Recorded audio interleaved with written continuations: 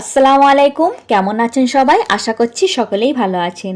আজ আবারও একটি নতুন রেসিপি নিয়ে হাজির হয়েছি। আজ আমি আপনাদের বানিয়ে দেখাবো গাজরের লাড্ডু। আর এটি বানাতে কতটা সহজ সেটি আপনারা ভিডিওটি পুরোপুরি দেখলেই বুঝতে পারবেন। আর যেহেতু গাজর গরম শীত প্রতিটি সিজনেই পাওয়া যায়, তাই খুবই সহজে আপনারা এটি বাড়িতে বানিয়ে নিতে পারবেন। আর সামনেই যেহেতু ঈদ আসছে, তো ঈদের দিনেও ডেজার্ট হিসাবে এটি আপনারা পরিবেশন করতে পারেন। তাই এই ভিডিওটি যদি ভালো লেগে থাকে ভিডিওটি লাইক করবেন, শেয়ার করবেন এবং চ্যানেলটি সাবস্ক্রাইব করে পাশে থাকার অনুরোধ রইল। চলুন তাহলে ভিডিওটি শুরু করা যাক। গাজরের লাড্ডু বানিয়ে নেওয়ার জন্য এখানে আমি 500 গ্রাম গাজর নিয়ে নিয়েছি। আর আমি গ্রেটারের এই ছোট সাইজের গ্রেটারটা দিয়ে এই গাজরগুলি গ্রেট করে নিয়েছি। আর অতি অবশ্যই এই ছোট সাইজটা দিয়েই সম্পূর্ণ গাজর গ্রেট করে নিতে হবে।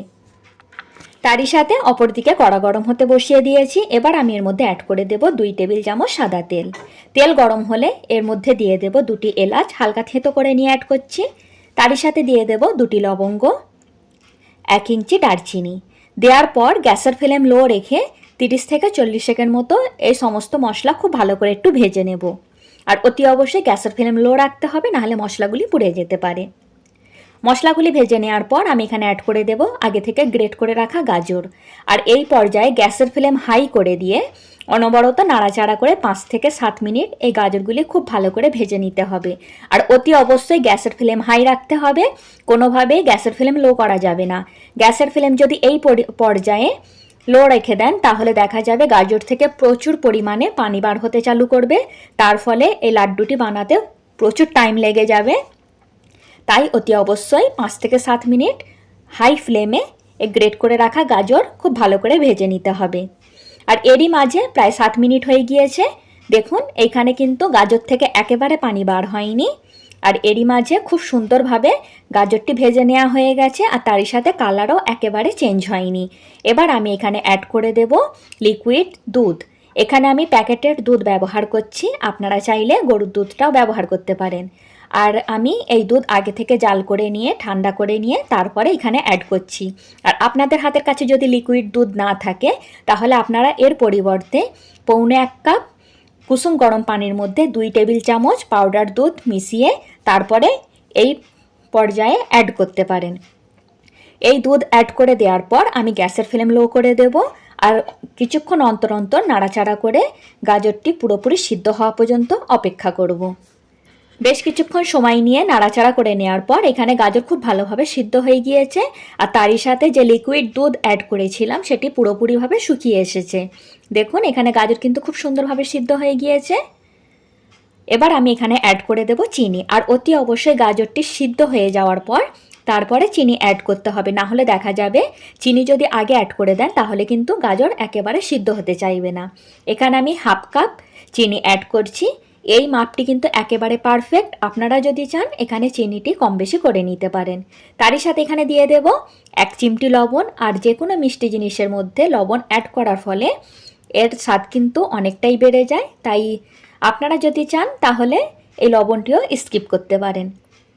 এবার আমি গ্যাসের ফ্লেম মিডিয়াম টু হাই রেখে অনবরত নাড়াচাড়া করে এই চিনি খুব ভালোভাবে গাজরের সাথে মিশিয়ে নেব।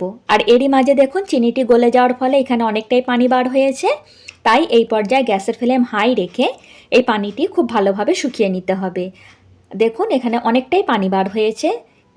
আর এবার আমি এর মধ্য থেকে যে লবঙ্গ এলাচ অ্যাড করেছিলাম সেগুলি একে একে উঠিয়ে ফেলে দেব। যতটা ফ্লেভার দরকার ছিল সেটি এই গাজরের মধ্যে খুব ভালোভাবে এসে গিয়েছে।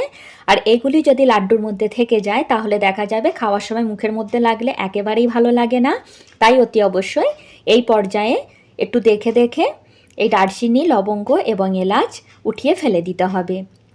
এরই মাঝে আমি প্রতিটি এলাচ, দারচিনি, লং সব ফেলে দিয়েছি। তারই সাথে আমি এখানে অ্যাড করে দেব 1 টেবিল চামচ চারমগজ। আর তারই সাথে দিয়ে দেব কিছুটা পেস্তা বাদাম। এখানে আমি পেস্তা বাদামগুলি সরু সরু করে কুচি করে নিয়েছিলাম, সেটি এখানে অ্যাড করে দেব। এই বাদামগুলি অপশনাল, আপনারা চাইলে নাও দিতে পারেন, কিন্তু এগুলি দেওয়ার ফলে এর স্বাদটা কিন্তু অনেকটাই বেড়ে যাবে। এবার আমি গ্যাসের ফ্লেম হাই রেখেই আবারও এই বাদামগুলি এই গাজরের সাথে খুব ভালোভাবে মিশিয়ে নেব। আর দেখুন এরই মাঝে কিন্তু চিনিটা দেওয়ার ফলে যে পানি বার হয়েছিল সেটি অনেকটাই শুকিয়ে গিয়েছে। দেখতেই পাচ্ছেন এখানে কিন্তু প্রায় পানিটি পুরোপুরি শুকিয়ে গিয়েছে। এবার আমি এর মধ্যে অ্যাড করে দেব 1 টেবিল চামচ ঘি। আর অতি অবশ্যই ঘিটি এই পর্যায়ে অ্যাড করবেন, তার ফলে ঘিয়ের ফ্লেভারটা খুবই সুন্দরভাবে আসে। আর যখন আপনারা লাড্ডুগুলি গড়ে নেবেন তাহলে সেই পর্যায়ে আলাদা করে হাতের মধ্যে তেল কিংবা ঘি লাগিয়ে নেওয়ার কোনো প্রয়োজন হবে না। তাই অতি অবশ্যই এই পর্যায়ে ঘিটি অ্যাড করার চেষ্টা করবেন। এই ঘি অ্যাড করে দেওয়ার পর আমি এই ঘি এই গাজরের মধ্যে খুব ভালোভাবে মিশিয়ে নেব। আর মিশিয়ে নেওয়া হয়ে গেলে আমি গ্যাসের ফ্লেম অফ করে দেব। আর তারই সাথে এই গাজরের মিশ্রণটি একটি আলাদা পাত্রে ঢেলে নিয়ে যতক্ষণ না ঠান্ডা হচ্ছে ততক্ষণ অপেক্ষা করব। আর পুরোপুরি ঠান্ডা করা যাবে না, বেশ হাত ছোঁয়া মতো ঠান্ডা করে নিয়ে তারপরে আমি লাড্ডুর আকারে গড়ে নেব। এরই মাঝে আমি এই গাজরের মিশ্রণ ফ্যানের তলায় রেখে হালকা ঠান্ডা করে নিয়েছি। আর পুরোপুরি ঠান্ডা একেবারেই করা যাবে না। এবার আমি এখান থেকে কিছুটা মিশ্রণ নিয়ে লাড্ডুর আকারে গড়ে নেব। আপনারা আপনাদের পছন্দ অনুযায়ী লাড্ডুর সাইজ ছোট বড় করে নিতে পারেন। এখানে আমি লাড্ডুর সাইজ খুব বড়ও রাখবো না, আবার খুব ছোটও রাখবো না। এখানে আমি মিডিয়াম সাইজের লাড্ডু করে নিচ্ছি। এরই মাঝে দেখুন এখানে একটি লাড্ডু তৈরি হয়ে গিয়েছে। আর এইভাবে করে বাকি লাড্ডুগুলিও বানিয়ে নেব। এরই মাঝে তৈরি হয়ে গেল খুবই সুস্বাদু গাজরের লাড্ডু। আর এটি বানাতে কতটা সহজ সেটি আপনারা ভিডিওটিতে দেখে বুঝতেই পেরেছেন। আর এই রেসিপিটি যদি আপনারা বাড়িতে ট্রাই করেন, গ্যারান্টি দিয়ে বলছি ছোট থেকে বড় সকলে খুবই পছন্দ করবে। আর এটি দেখে কেউ বুঝতেই পারবে না যে এটি আপনারা বাড়িতে বানিয়েছেন। তাই এই ভিডিওটি যদি ভালো লেগে থাকে ভিডিওটি অতি অবশ্যই একটি লাইক করে দেবেন। আর চ্যানেলটি সাবস্ক্রাইব করে পাশেই থাকবেন। আর আমি এই লাড্ডুর মধ্যে কিন্তু কোনোভাবেই কোনো ফুড কালার অ্যাড করিনি, তার পরিবর্তেও দেখুন এখানে লাড্ডুর কালারটি একেবারে পারফেক্ট আছে আর দেখতে খুবই সুন্দর হয়েছে। তাই এই রেসিপিটি ভালো লাগলে বাড়িতে একবার হলেও ট্রাই করবেন। আর ট্রাই করার পর আপনাদেরকে কেমন লাগলো জানাতে একেবারেই ভুলবেন না। ফিরে আসবো আবারও নতুন ভিডিও নিয়ে। ততদিন সুস্থ থাকবেন, ভালো থাকবেন। আল্লাহ হাফেজ। আল্লাহ হাফেজ।